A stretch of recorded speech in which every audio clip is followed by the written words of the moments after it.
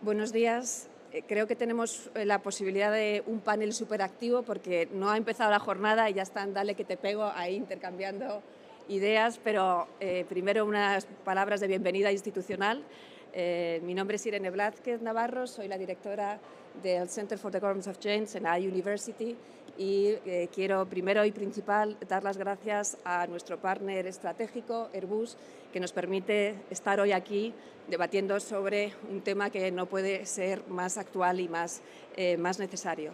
Junto a este agradecimiento a Airbus, con quienes venimos colaborando desde ya un tiempo largo precisamente para trabajar en el espacio de cuál es la percepción de la población joven respecto al valor de la seguridad y defensa, quiero agradecer al panel de excepción que nos acompaña, a cada uno de ellos. Evitaré las presentaciones y los nombres porque me han pedido que sea un poco autocontenida en el uso de la palabra y ya nuestro gran moderador, Emilio Domenech, se encargará de agradeceros a todos que estéis hoy aquí. Y, por supuesto, un agradecimiento muy especial a Irene Pujol, que es manager en nuestro centro, que es la persona a la que se debe el éxito de este grupo de gente, y a vosotros, si me permitís el tuteo, por el interés y la compañía. Voy a decir dos cosas muy breves, una sobre el centro a lo que nos dedicamos y otra sobre el debate que tenemos por delante. Respecto al centro, somos un centro de investigación aplicada, un centro universitario de investigación aplicada.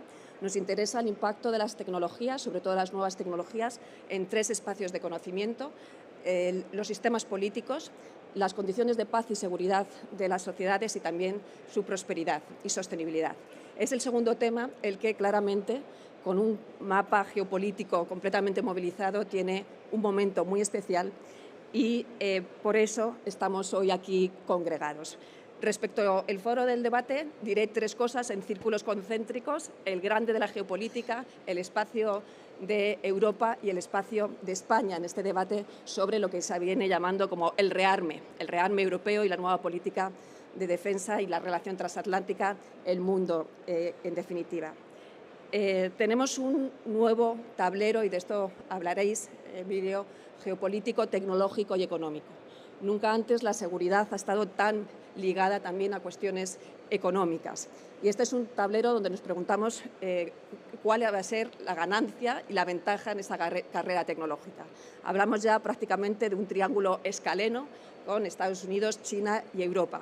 Y la pregunta es, ¿hacia dónde va Europa? ¿Quid de Europa?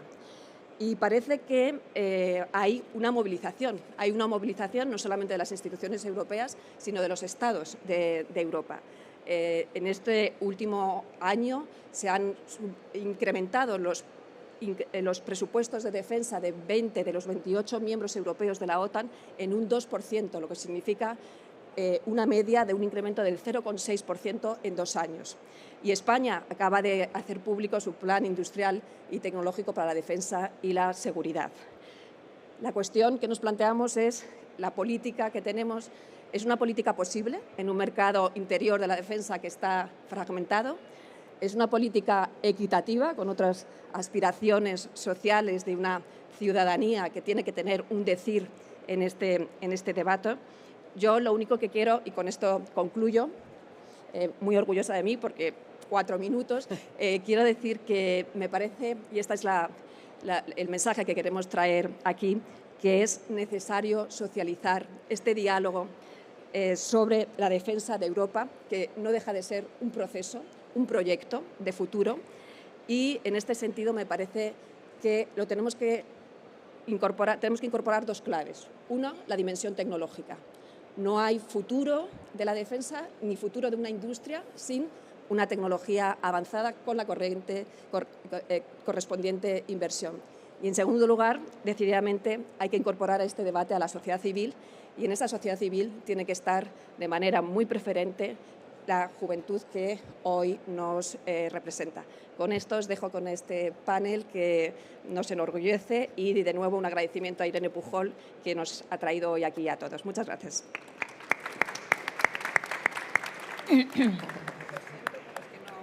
No te preocupes.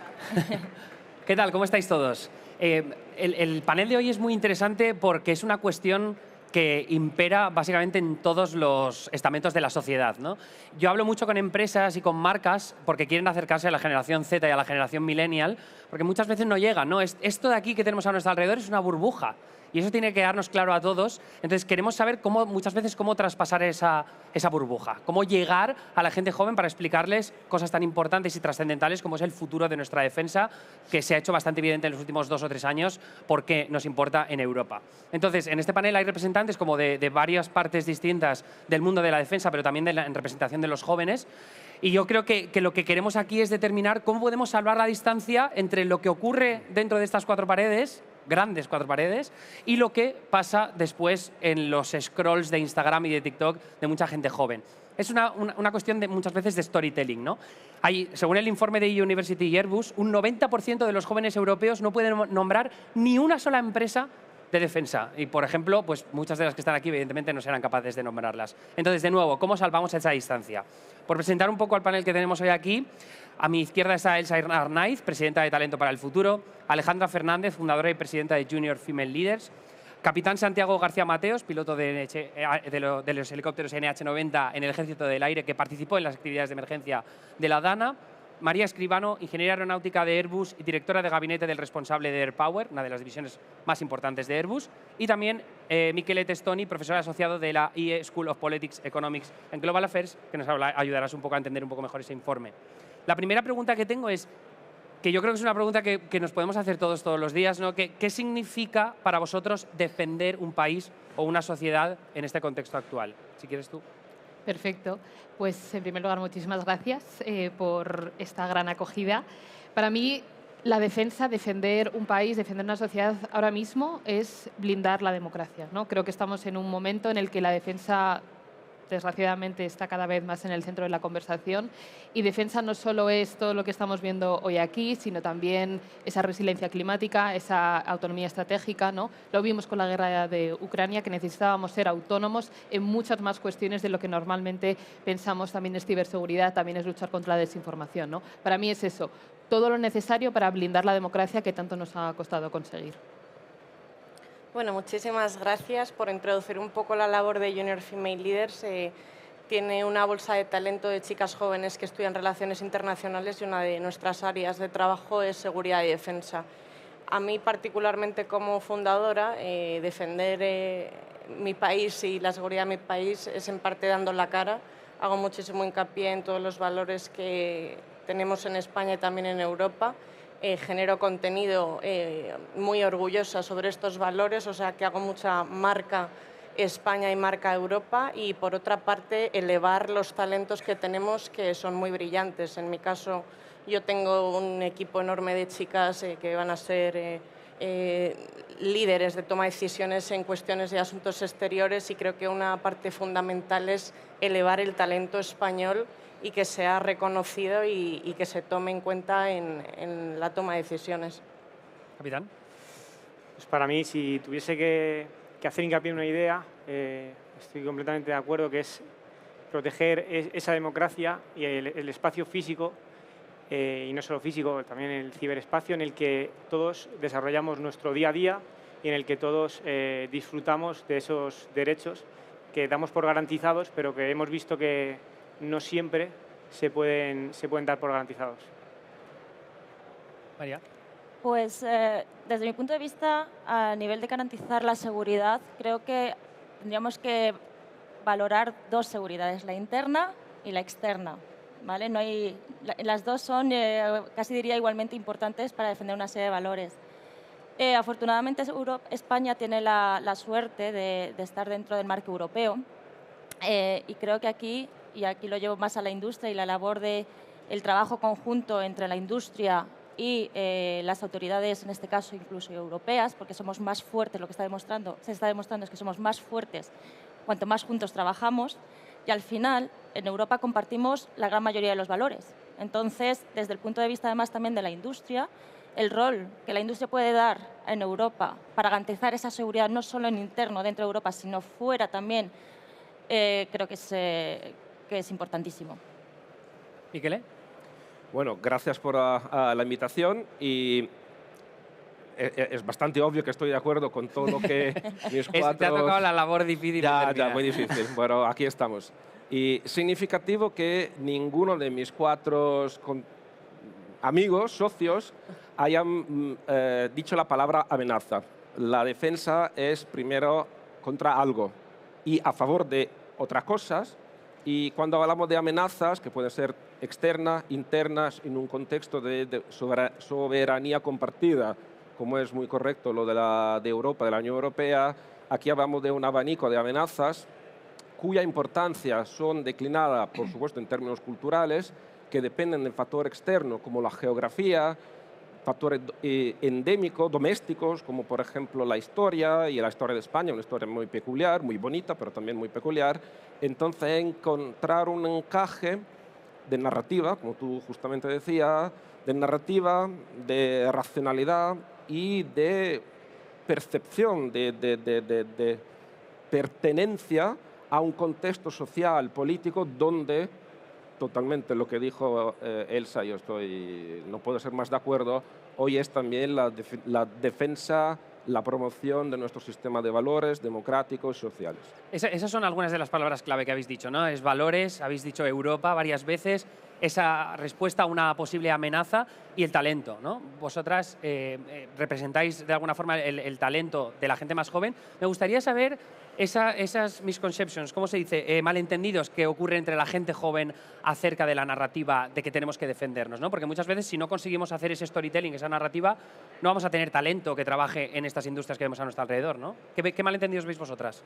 Bueno, por dar un dato al principio para contextualizar un poco, yo creo que sí que hay muchos malentendidos, pero nosotros hemos hecho un informe recientemente que se llama El Dilema de Europa, en el que analizábamos la percepción de la juventud con respecto a la política exterior, y el 82,4% sí que consideraba que la Unión Europea debía ser autónoma en defensa y en reacción. Entonces creo que hay como una narrativa un poco mezclada, ¿no? Que igual hay diferentes, ¿no?, malentendidos con qué es trabajar en defensa, ¿no?, qué es realmente el sector de la defensa como una parte del PIB, ¿no?, como un empleo, pero luego creo que sí que tienen muy claro, o al menos lo que estamos viendo es que cada vez tienen más claro que esa defensa es totalmente necesaria.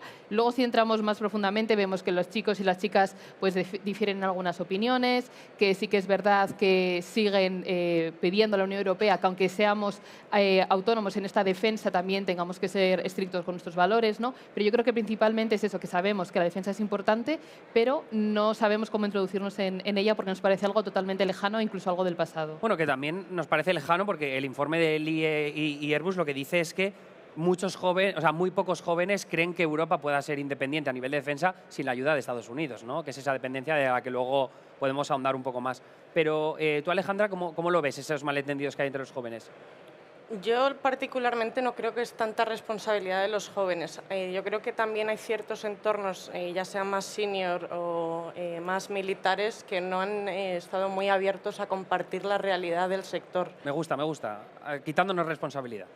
Nosotros tenemos que aprender, pero es verdad que muchas veces se nos intentan contar las cosas de una manera que no representa mucho la realidad. Yo, por ejemplo, el gobierno hay veces que no quiere hablar de amenazas cuando en España, aunque sean híbridas, pues las tenemos por Marruecos. Entonces los jóvenes, si no escuchamos que una amenaza híbrida está ahí, nunca vamos a saber cómo analizarla. Entonces muchas veces no nos cuentan la información suficiente para entender un poco la situación real. Luego, por otra parte, hay muchos eventos que se hacen. Yo acabo de participar en un hackathon de UDIS. Me presenté como civil y cuando llegué ahí estaba llena de militares. Para mí, pues, es un lujo, porque hasta hace poco esos eran entornos muy cerrados en los que nadie podía entrar. Sin embargo, yo he estudiado fuera, he pasado por Bruselas, digamos, soy de esa parte de innovación. Y me sentí un poco sola. Es verdad que yo aprendí mucho de ellos, pero falta que tengan apertura a ciertos perfiles o a cierta visión para que haya una conversación un poco más completa. Miquel, hablando del informe específicamente, les preguntaba a ellos por malentendidos, ¿por qué hay una disonancia tan fuerte entre lo que los jóvenes entienden por amenazas? Y ahí podemos hablar de lo híbrido, ¿no?, de la ciberseguridad o del terrorismo, y luego la forma tradicional de organizar la defensa. Bueno, lo que en nuestro informe hemos visto, que yo tuve la suerte y el placer de coordinar, hay varios patrones que se han juntado. Primero hablamos en el informe, habla de 4 países específicos: Alemania, Francia, Reino Unido y España. Son países de Europa Occidental, donde la percepción de la amenaza, debido también a la geografía, es muy baja. Y que si fuera Polonia sería mucho mayor. O los bálticos. Efectivamente. Si este informe, a lo mejor un día lo vamos a hacer Polonia, Estonia, Rumanía o Finlandia, supongo que los resultados serían muy diferentes.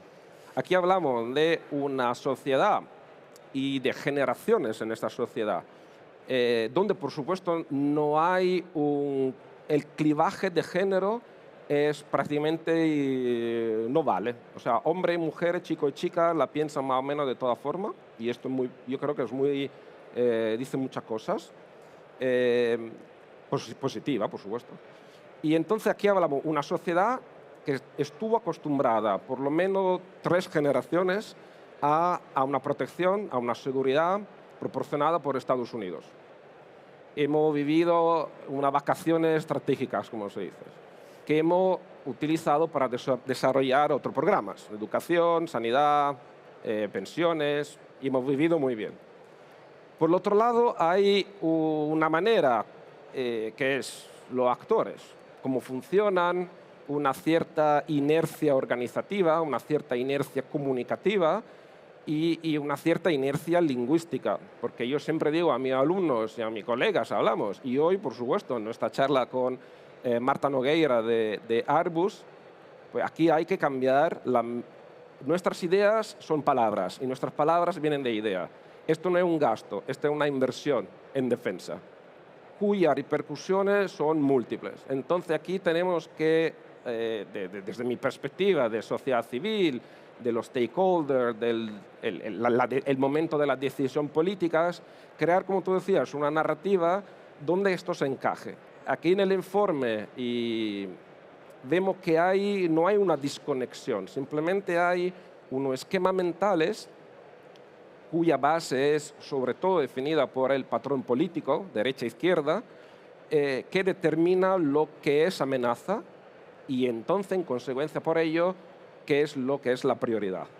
Y vemos que España, Italia no está en el report, pero yo como soy italiano y un poco conozco a la sociedad italiana, puedo decir que Italia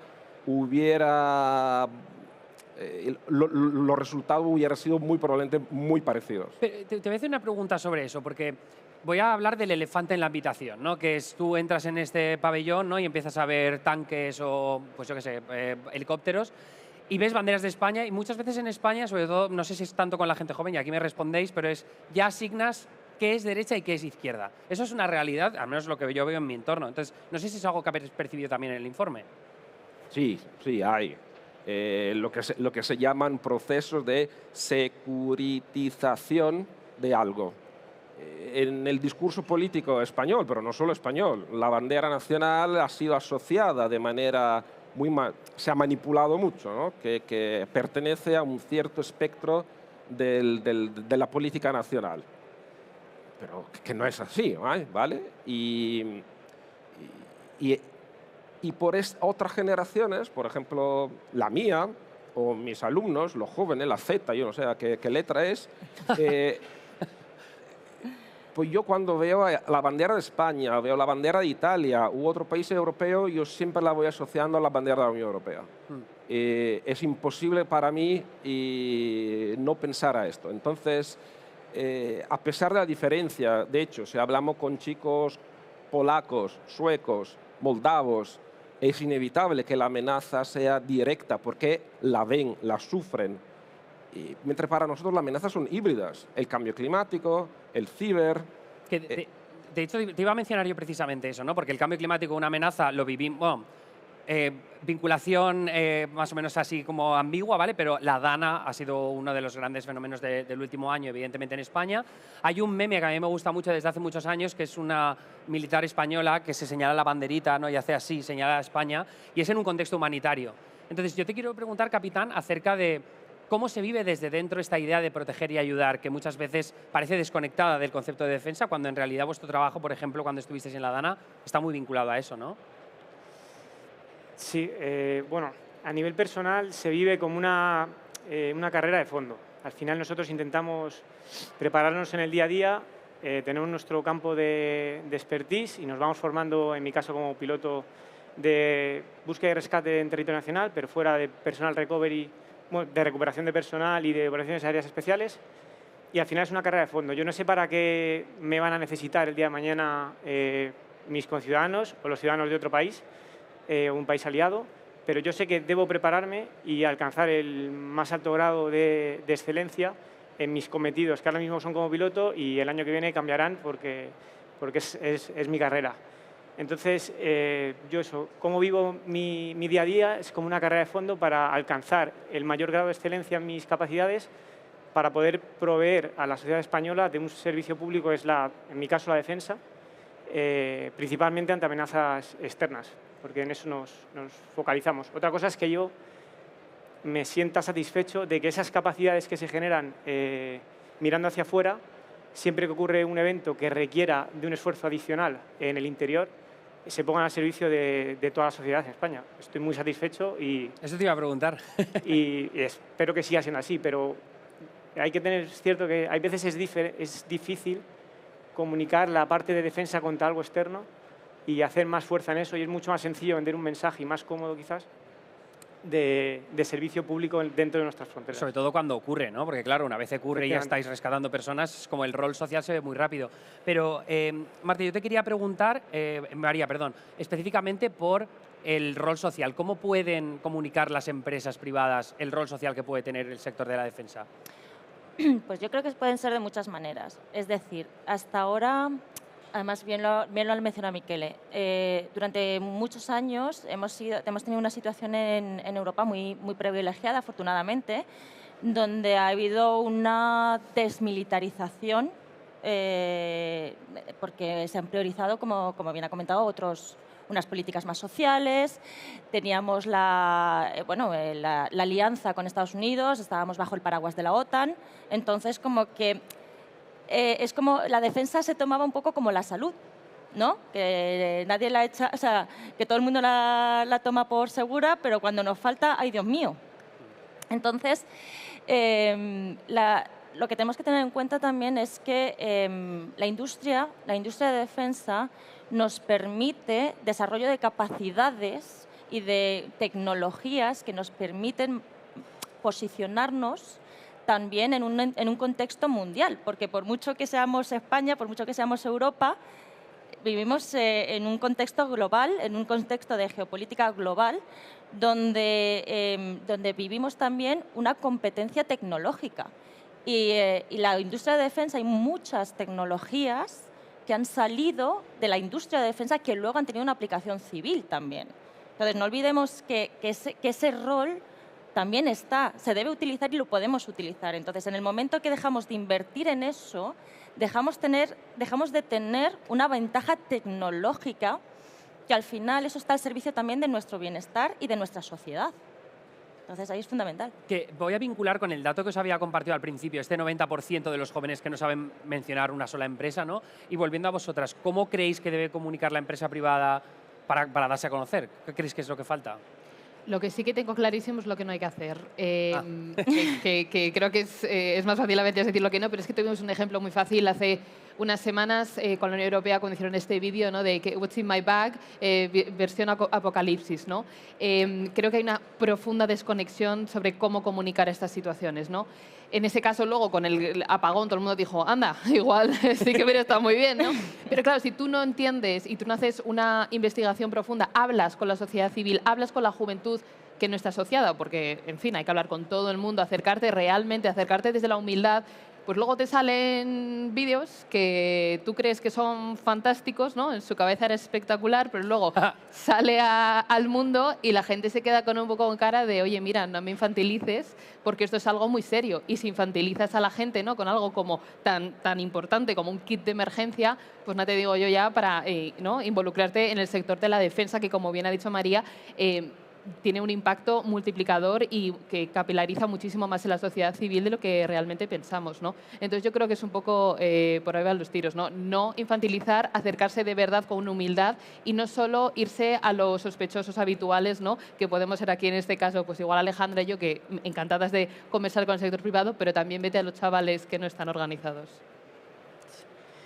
A mí me parece muy bien que haya este tipo de iniciativas porque empieza a verse pues, que hay movimiento y eso. Para mí es muy importante que haya conversaciones con distintas mentes para conseguir distintos resultados. Creo que es importante que un capitán aéreo pues, pueda sentarse con alguien de innovación, con alguien de química, en fin, son muchos sectores los importantes que deben tomar partido en momentos como los de ahora. Yo creo que también es el Gobierno y el Estado el que le falta hacer un clic. Y lo asocio todo mucho a casos personales, pero es que, bueno, yo aparte de ser fundadora, tengo mi implicación y esa, digamos, como decía el capitán, esas ganas de ser lo más excelente posible para mi país y para mi continente y intento siempre pues, mejorar y, por ejemplo, voy a puntualizar una vez más, que lo he hecho en varias ocasiones que he tenido en público, lo mal que está el sistema de reclutamiento de reservistas en España. No acogen al talento joven. Yo personalmente estoy licenciada en diseño gráfico en Londres, he trabajado en Bruselas y tengo otra serie de formaciones y cuando quise entrar en una unidad que abrieron específica de comunicación, que hace unos años abrieron en principio para acoger talento de reservistas, no entré porque había estudiado diseño gráfico en vez de relaciones públicas.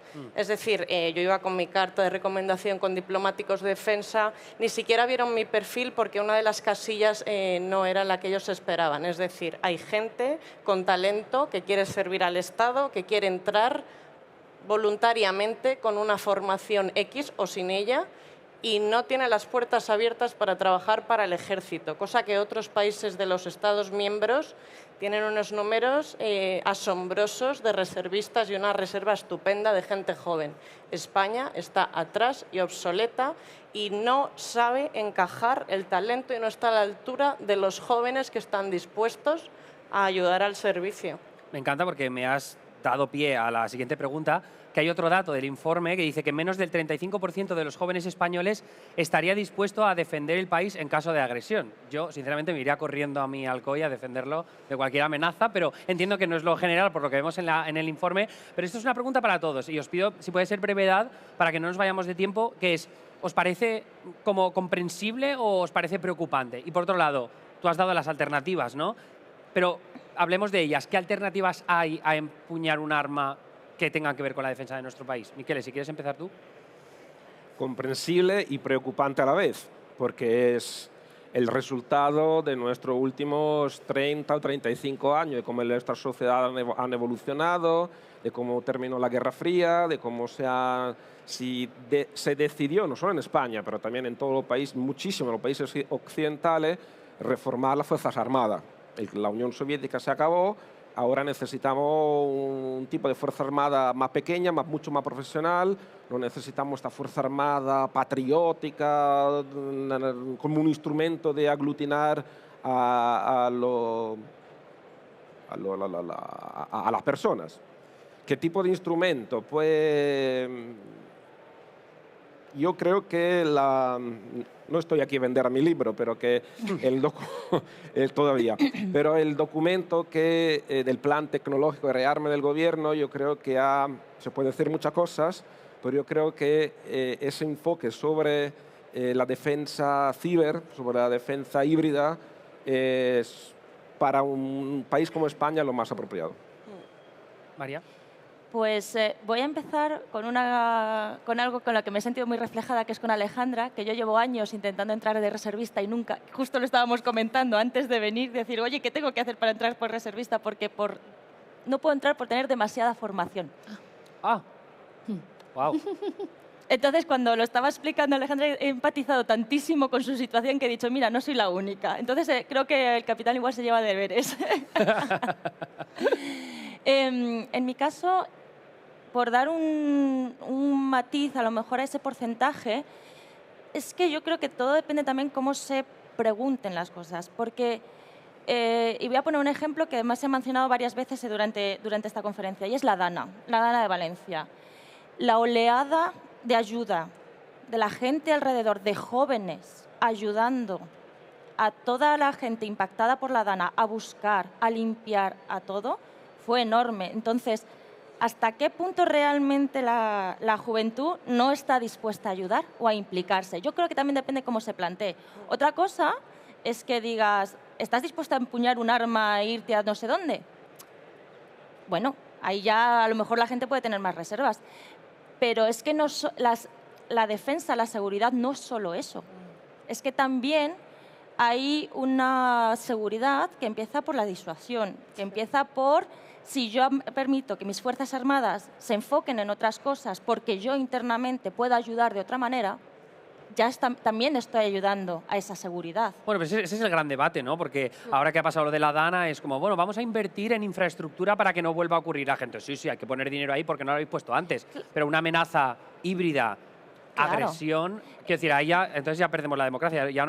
No, pero es, por ejemplo, también formar a la gente, es que hay muchas maneras de atacar todo eso, bajo mi punto de vista. Porque, por ejemplo, cuando se veía toda esa oleada de voluntarios en la Dana, imagínate si hubieran tenido la formación totalmente o la idea de cómo establecerse bien, organizarse bien y cómo se hubiera optimizado todo eso. Eso pasa también por una formación que tienen las Fuerzas Armadas. Entonces era como, bueno, hacerles caso a los que saben, a los que desplegaron primero la UME por cercanía, por todo. Entonces, también empieza por eso. También continúa, la seguridad también empieza por parar bulos. Ser capaces de identificar eso, porque los bulos, las fake news, todo eso también es una amenaza para la democracia. 100%. No es una amenaza como que cojan una pistola y te encañonen, pero también eso, aprender a identificarlo, ahí también estás haciendo una labor de seguridad. Entonces, por eso digo que yo creo que esas preguntas como que hacen referencia a algo un concepto de seguridad muy tradicional que no es al que nos enfrentamos ahora. Y que la experiencia ha demostrado que la gente sí que está dispuesta a comprometerse. Capitán.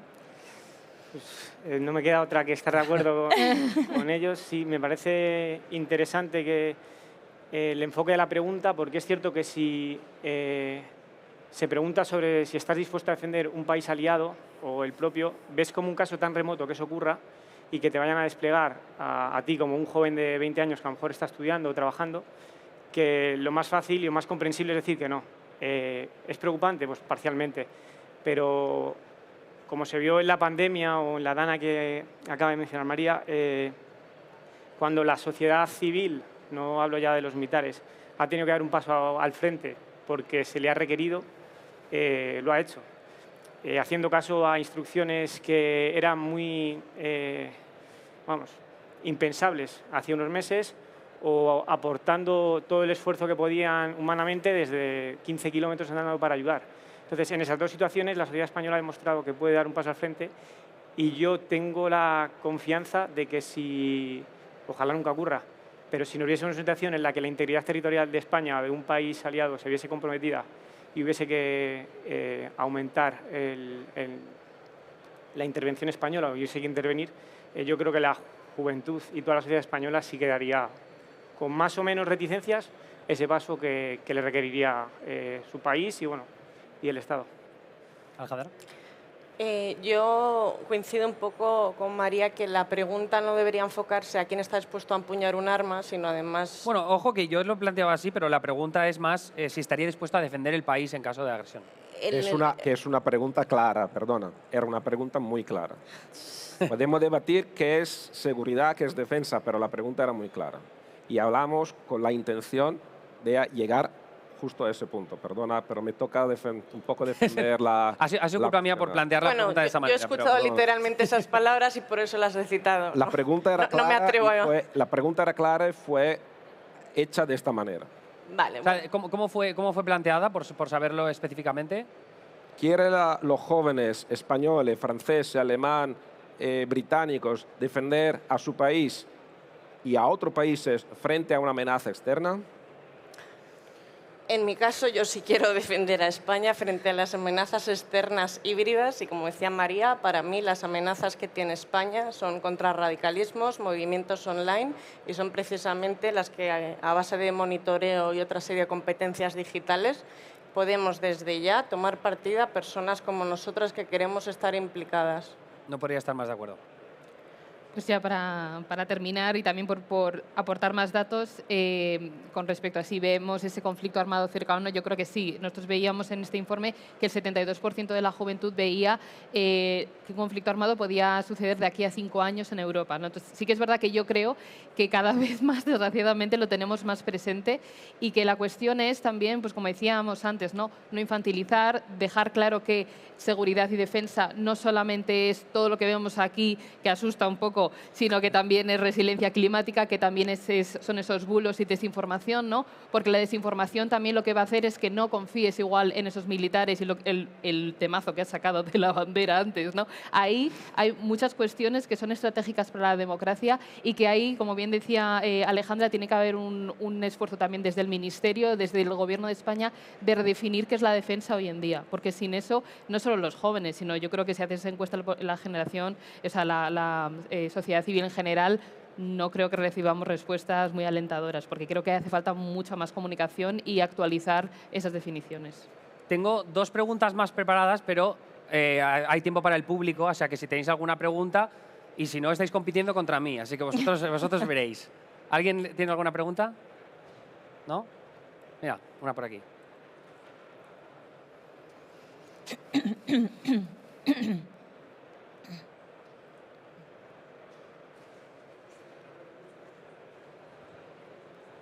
Vale, ahora sí. Muchas gracias a todos.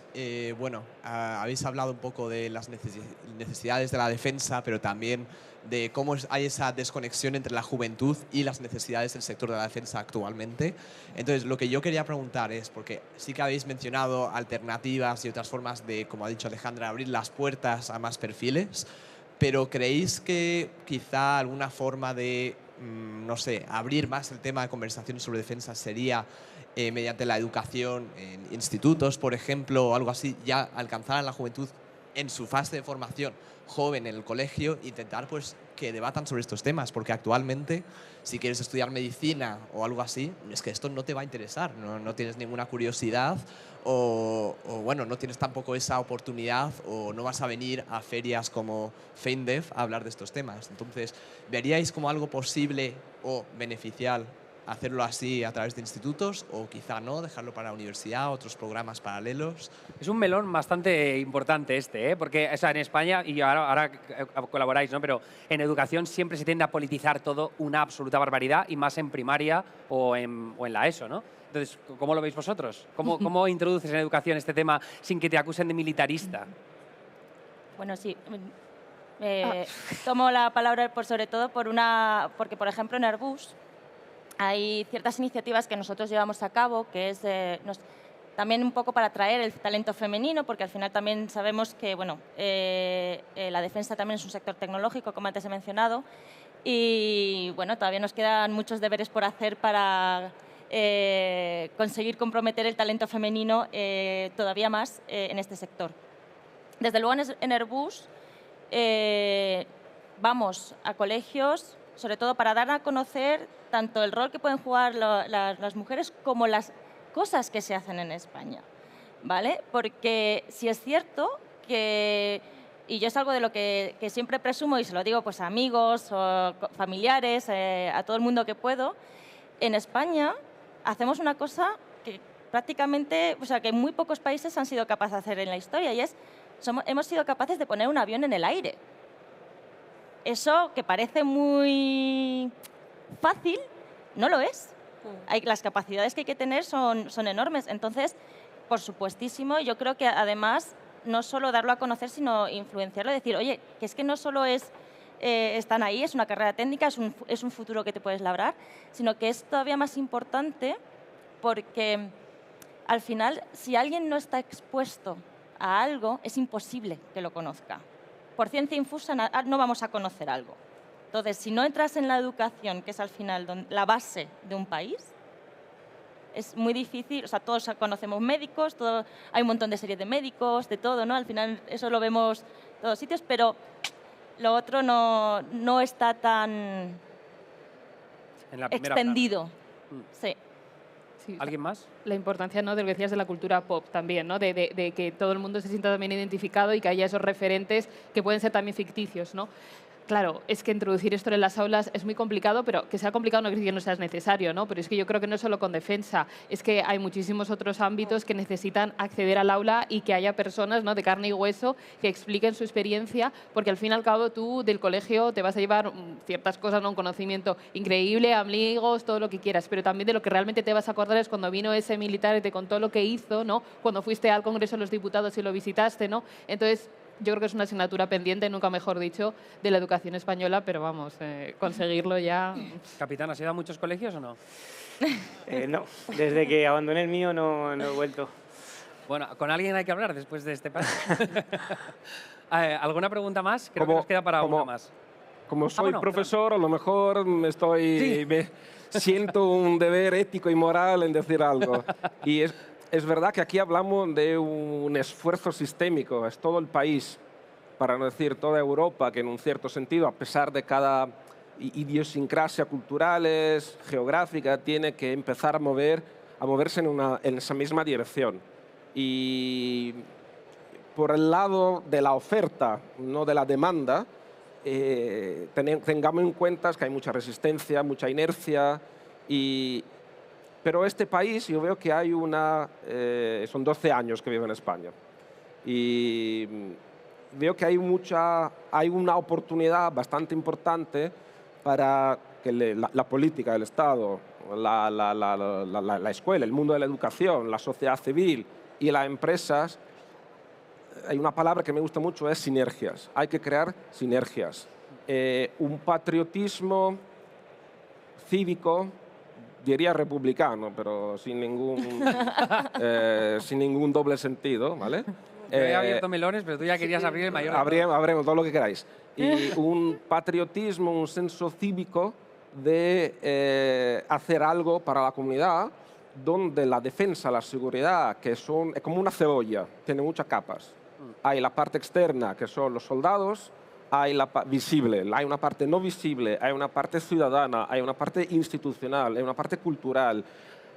Habría que crear un pacto de Estado, ¿no? Si me permitís, aunque las condiciones políticas en este país son bastante complicadas, y entonces es un esfuerzo a medio largo plazo. Y intervenir de manera muy contundente, muy rápida sobre los adolescentes. Y yo tengo una hija de 9 años. Están con climate change a tope.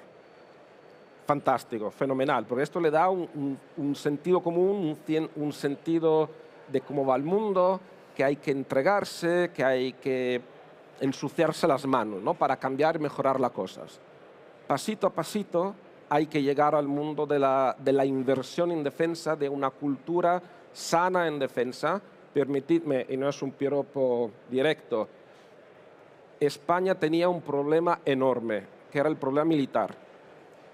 Parece ayer, o sea, era ayer, pero parece que han pasado años luces. Las Fuerzas Armadas Españolas hoy son un ejemplo en Europa, en el mundo, de profesionalidad, entrega, servicio y democratización.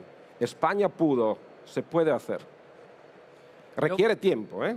Ya que me has dado la posibilidad, a mí me gustaría darte la última palabra, capitán, de cómo se construye una cultura de defensa sin caer en el militarismo, sin caer en esos excesos. Bueno, yo, como Miguel ha dicho, sí que haría hincapié en 2 ideas. Si tuviese que hablar con jóvenes que me pudieran encontrar en la calle, sería ese civismo y esa corresponsabilidad. Nosotros, bueno, yo creo que casi todos nosotros nos consideramos afortunados, al menos, de tener un país que lleva viviendo, al menos toda mi vida, que son ya 33 años, en paz. Y tenemos que dar las gracias, pero también devolverle a esta sociedad que conocemos, que nos rodean y a la que viene detrás nuestra, parte de lo que hemos recibido. Y siempre, digamos, que el saldo sea negativo para nosotros, ¿no?, que siempre hayamos aportado un poquito más. Y en el campo de la seguridad y defensa, pues es lo mismo. tenemos que intentar tener esa corresponsabilidad interna, nacional, a nivel de España, y también esa corresponsabilidad más amplia a nivel europeo y, Dios mediante, a nivel transatlántico, para que podamos no imponer, pero podamos transmitir nuestros valores que permiten crear sociedades justas y con un bienestar alto, pero que no se transmiten esos valores y no se adoptan de manera gratuita, y va a haber desafíos que hemos visto y otros que no hemos visto y que nos encontraremos, que dificulten y que pongan en peligro tanto dentro de España como fuera de España ese bienestar y esa cultura. Entonces, civismo y corresponsabilidad, yo creo que son las dos ideas que podrían ayudar a convencer a cualquier joven que nos podamos encontrar por la calle. No voy a decir mucho más. Un aplauso para los ponentes y muchas gracias. Gracias. Pues hasta aquí estaría. Muy bien, gracias.